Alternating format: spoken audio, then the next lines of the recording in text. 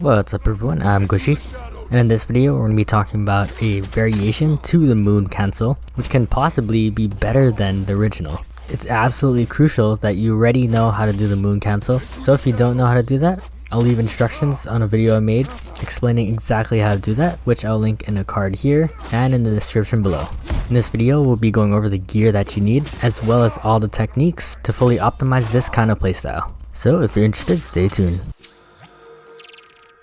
To start things off, I want to give full credit to Apollon, as this is where I found out all about this technique. So a link to his channel will be down below in the description. As you can see in the gameplay, in this case we are using the Assassin, and what makes this moon cancel different is that you can use the Moon Master cancel while you're invisible and then assassinate to refresh the vanish cooldown. I'm not exactly sure why this works, but I'm guessing that the vanish deactivates the very end of the animation, but because we're cancelling, it never triggers that deactivation, so you're free to spam moon cancel attacks basically until the timer runs out. Definitely at lower tiers this is pretty good, as you can attack a certain enemy and then assassinate another to proc chain vanish and then continue doing damage. Next we'll go over the gear that I'm using. So obviously we want to be using chain vanish as many times as possible, so we'll be using an assassin charm with chain vanish, as well as chain vanish in the perk 3 slot of your techniques to reactivate vanish possibly 2 more times. Next, and probably the most important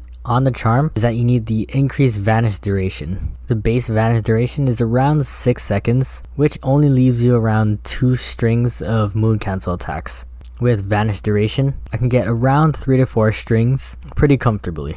Once we do use all our chain vanishes, of course we want to reduce this cooldown, so we'll also be using the Spirit Kunai. For my katana, I'm using the Moon Katana with of course Moon Master. It is possible to use Demon Cutter instead of Spirit Kunai, but I think reducing the cooldown of vanish is way more important.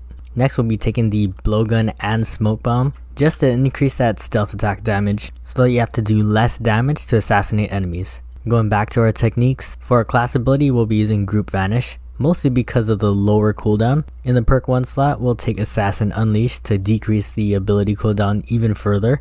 I have tried this with Super Strike, but I found that sometimes when you're fighting enemies with larger health pools, when charging up your spinning strikes by holding down triangle, very often it triggers the Super Strike when you really don't want to, thus wasting your chain vanish. For perk 2 we'll be taking Experienced Assassin, and again for perk 3 we'll take chain vanish. And so here's an example on this week's nightmare, and I wanted to go over the playstyle because I really did have to think more about leaving enemies low so that I could refresh the cooldown of vanish with the Spirit Kunai.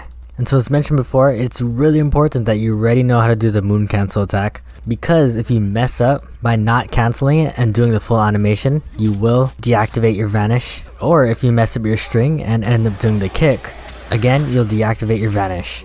So just make sure that you're already comfortable doing the moon cancel without messing up.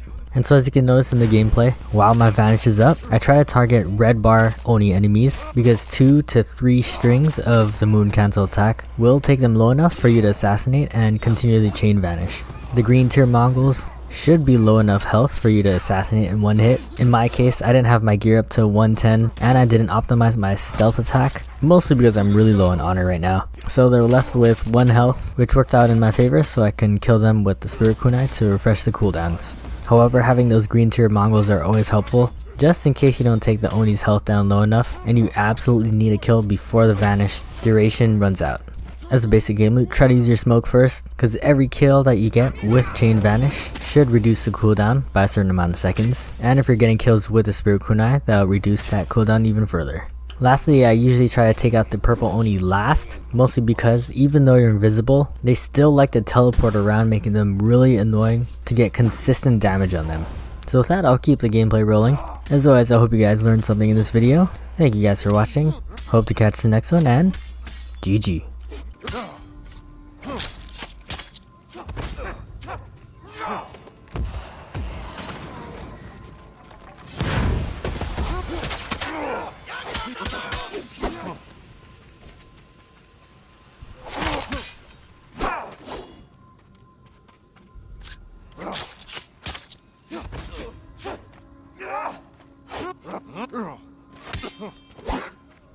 And Oni's corruption ceased.